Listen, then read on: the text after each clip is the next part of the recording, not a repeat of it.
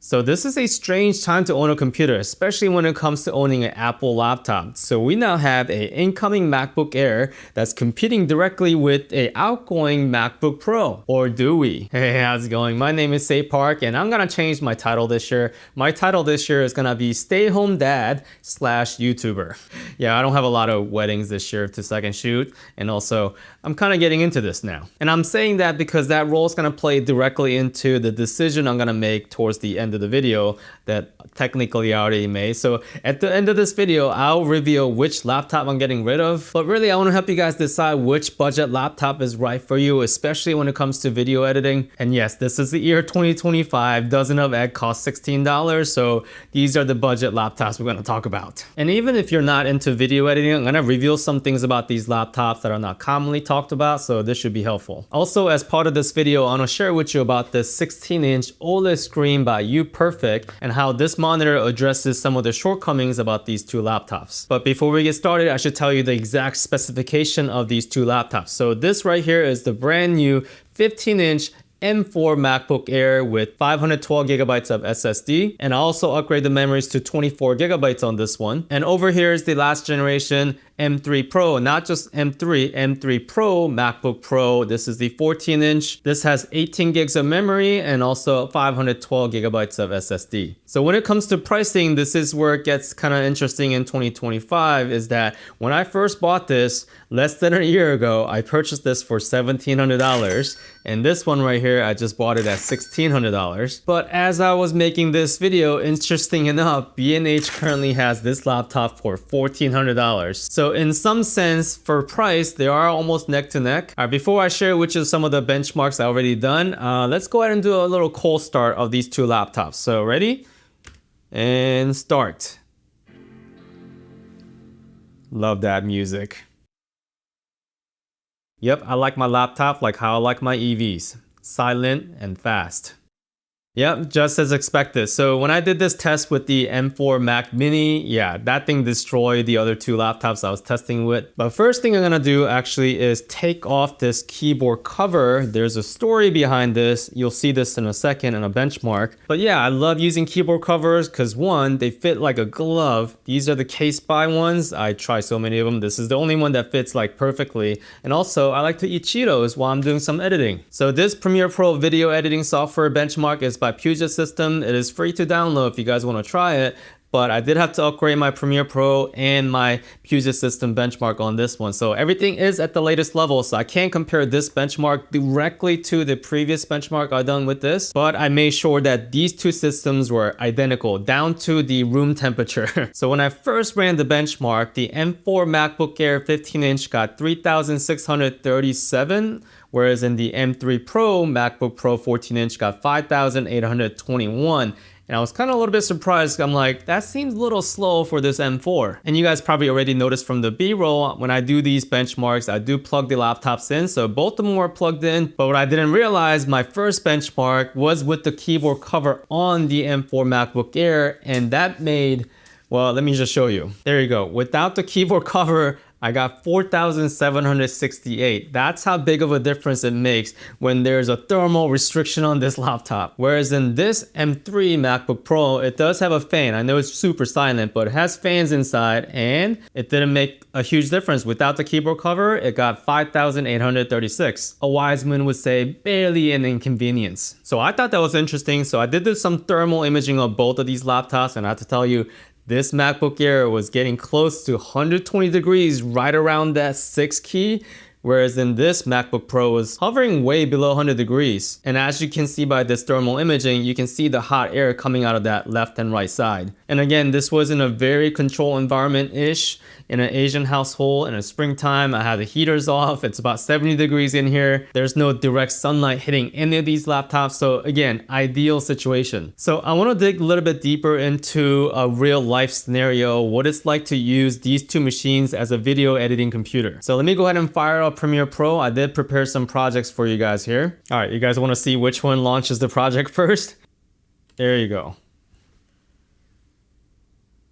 So fast, it doesn't even matter. And just letting you guys know, I am screen recording right now, so that's gonna eat away a little bit into the processing, but it's not gonna really hurt till later down this road. So first up is just regular 4K 60 422 10-bit Sony footage, and as you guys can see, it's not gonna drop any frames. Let's get a little bit harder on this one. All right, so the next up is what I consider a 5K. So this is 1.33 anamorphic stretch. So 5K resolution, technically it is upscale, but I do work on this footage a lot. So previously, same thing. I have one color adjustment layer and then one contrast adjustment layer. So LUT applied and then contrast later. So 2 adjustments, so pretty standard. And here we go. Easy peasy, both of them green, meaning it's not dropping any frames. Again, this is 60 frames per second, 422 10-bit footage. So I already know the results, so I'm gonna go ahead and stop it here. So this doesn't have any problem playing back 4K and 5K 422 10-bit Sony footage with 2 adjustment layers. So now we get to the interesting part. I'm gonna go to 8K. Now, I personally don't own an 8K camera. This is a Sony A1 footage 420 10-bit courtesy of DP Review. If you go to their site, you can download this to see for yourself. But check this out. I'm gonna go ahead and play the full footage here and go. Yep, both of them right away. You can see yellow, which means it's dropping frames. Let's find out which laptop dropped the most frames. And we have here 81 frames dropped on the MacBook Pro and 119 frames dropped on the MacBook Air. Now, I'm gonna go ahead and turn off some of the adjustment layers. All right, so no adjustment layer. Let's see what happens. And go. Oh, okay. Both of them got some yellows.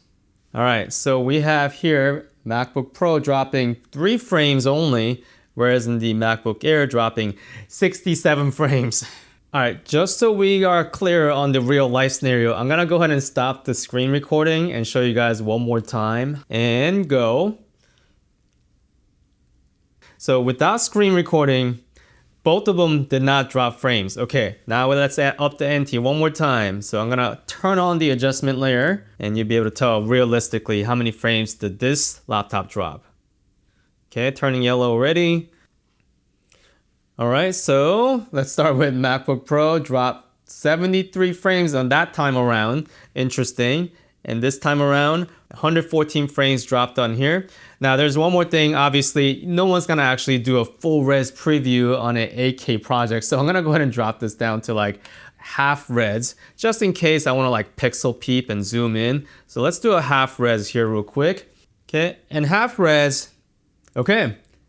I'm impressed. All right, MacBook Air, it's slicing through. Half res, no problem. 8K footage with the adjustment color grading on. Okay, so that was kind of an insane test, even for me. This is the first time me doing it like side by side like this. I just know that this M4 MacBook Air, it is impressive. But when it comes to rendering, I have a feeling, as the previous test, if you guys saw my last video, you guys already know this, but I wonder how much thermal throttling this is gonna do when I start to render. So I have a 10-minute 4K video ready for you guys. I'm gonna go ahead and export exactly same setting. It's at 50 megabits per second. And this time I'm not gonna make that mistake of exporting at 60 frames per second. Yes, the footage is 60 frames per second, but I'm gonna go ahead and export at 24 or technically 23.976 frame per second, just like I would do on a YouTube video. So let me get the timer ready here. And no, I don't have my kids to help me out and click on it exactly at the same time. So it's gonna be slightly offset to a couple seconds to this timer, but let me go ahead and hover over this. Okay, I only get one chance, right? Start,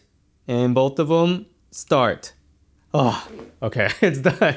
All right, let's see how long it takes. A few moments later. All right, almost done on the MacBook Pro. Oh, that's my wife. Done. It was about 6 minute and 30 second-ish. All right, and we're still chugging on the MacBook Air. Eternity later.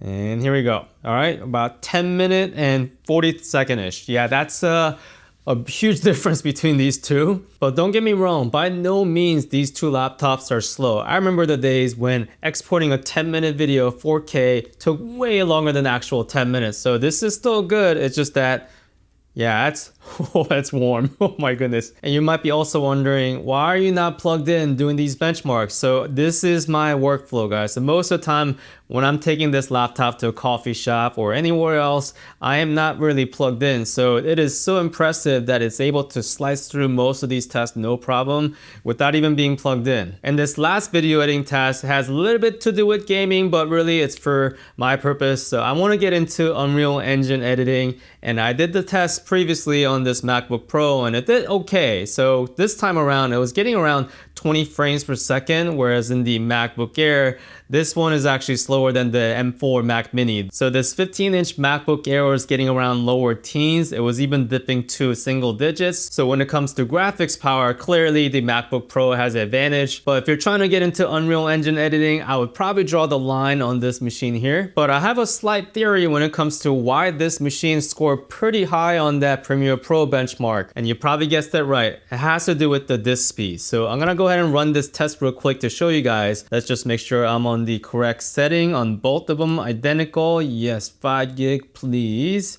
And ready. And all right, so I'm getting, wow, okay, this is faster than before. So 3,400-ish megabytes per second on the write, about 3,000 megabytes for read.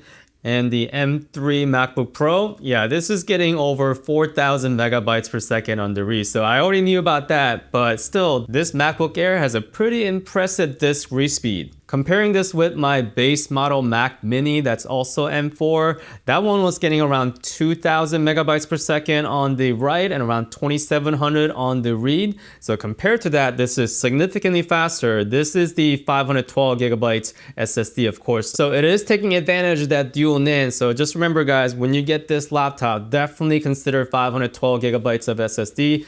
In fact, that's like the minimum these days for video editing anyway. And you might be wondering at this point, how in the world are you going to decide which laptop to get rid of? They're really close at this point. So the next topic is gonna be the screen. Oh yeah, so this MacBook Pro has a Liquid Retina XDR display that can top off to 1600 nits and an HDR content.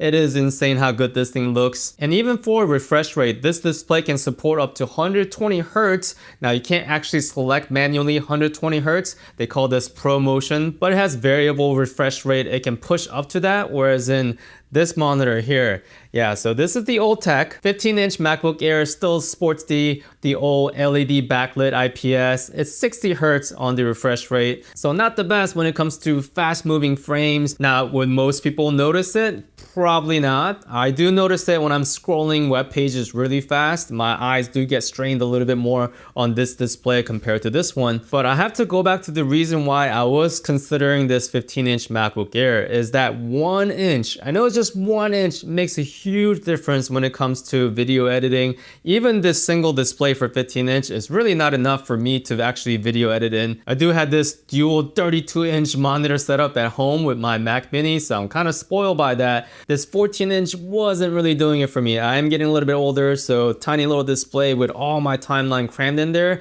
I was squinting a lot. Yeah, just not enough. So this is where I like to introduce you to this gorgeous 16-inch OLED display that is, look how thin this is, guys. I mean, like, I'm just gonna take the cover off for a second. Look at that. Yeah, that to me was the most insane part of this monitor. Full transparency, UPerfect did send me this monitor.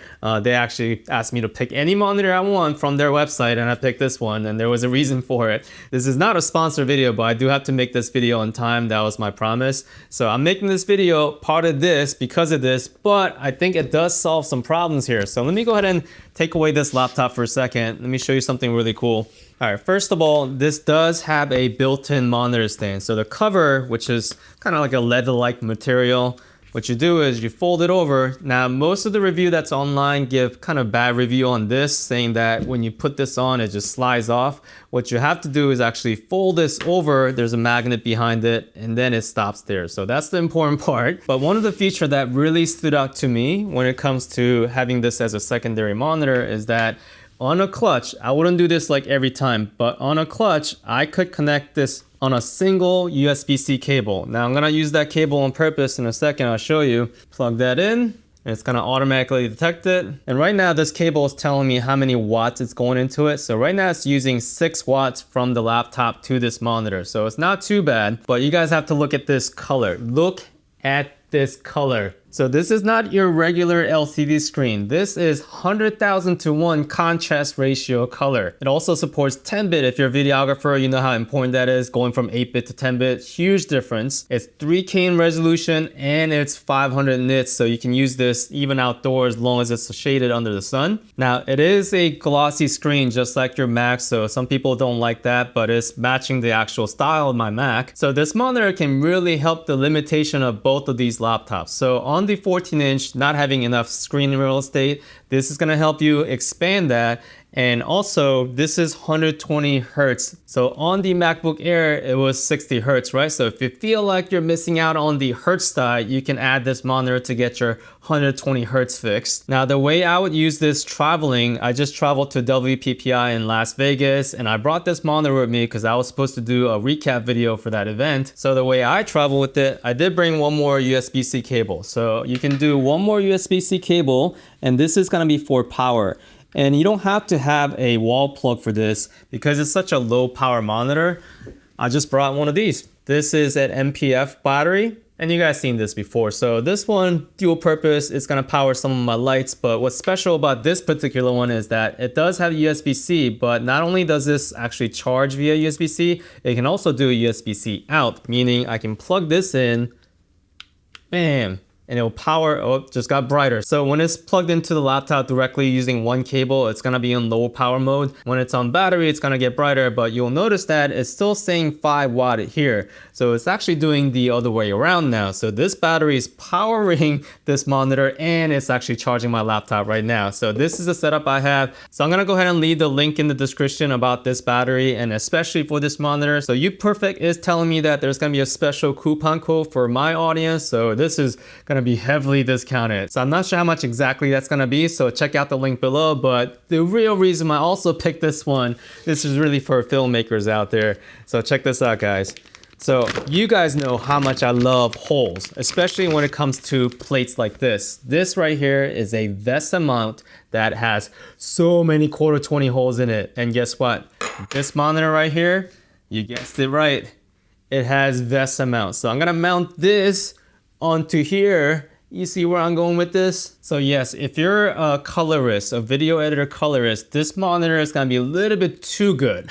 Too much color, too contrasty. So you do have to calibrate this monitor, but for watching movies, playing games, or even just have something that's on the side of your laptop as a second monitor, this is a huge plus. In fact, that it is very easy to travel with instead of fast. I was constantly using this when I was traveling. I was using it at Airbnb. We rented out with the brand I was working with. I was working at the airport with dual monitor setup. Yeah, I felt like I didn't miss too much of my dual monitor at home. All right, let me go ahead and clear this out and tell you guys what I decided in terms of which laptop I'm gonna keep and which laptop I'm gonna get rid of. All right, so if you guys follow me on Instagram, you guys already know I have a problem with this 15-inch laptop because when I'm gonna go ahead and shake the table a little bit. You can't really see too much from this angle, from the top view, but I'll show you this clip from my Instagram stories. You can definitely tell this 15-inch laptop, it wobbles a lot on the screen. Now, I did have to actually go visit the store and make sure it's not just this particular laptop and this is not defected. It seems like all 15-inch MacBook Air, the screen does wobble quite a bit.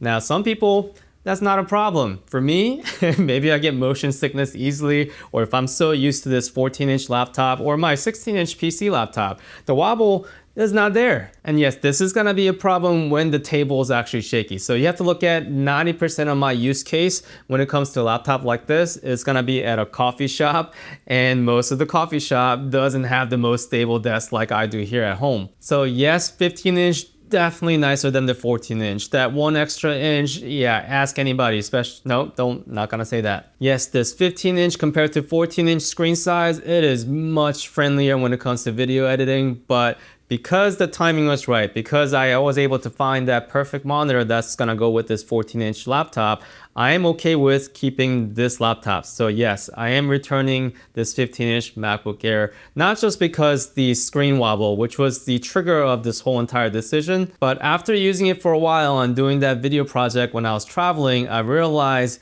this thing gets hot pretty quick. So yes, ideally in a room like this, 70 degrees, it's fine, but when I'm working outside, possibly with sunlight from the window directly hitting this laptop, it's gonna thermal throttle this quite a bit. But the real final dagger was the price drop on this laptop. So when I saw that final price, $1,400 now compared to what I bought it for and how much this laptop actually is, the value proposition, it is whack, guys. And this is where I want to give you guys a thought most YouTubers probably not going to talk about, is that when you get these laptops, you have to consider the fact that within a year now, you're gonna have 30% drop on the price of these laptops. And I know you're not used to hearing this. The first instinct of seeing these laptops when it first launches, it should not be, let me go get that first shiny brand new full price laptops. Now, if you have access to B&H right now, go ahead and check out the price of this laptop, because I think that's an insane price for that performance. But if you're considering getting the 15-inch MacBook Air right now, because the value proposition is so whacked, I would wait a little bit. I would definitely,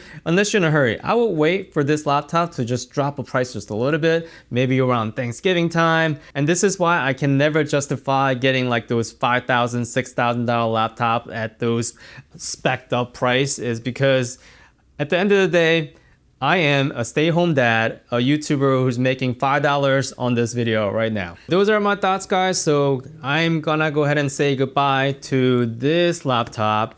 And this is my first time returning something to Apple Store. So I'll let you know how that goes. But the giveaway winner of this Crane M3 is gonna be, I'm gonna butcher his name so bad, I am so sorry. Ayub Abedrabo.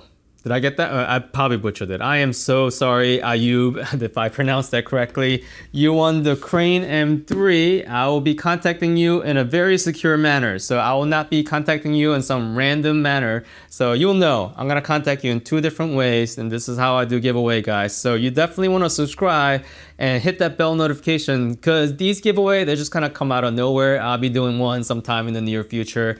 But yeah, Ayub, congratulations. I'll be contacting you. And for everyone, thank you so much for watching to the end. Till next time, guys, take care.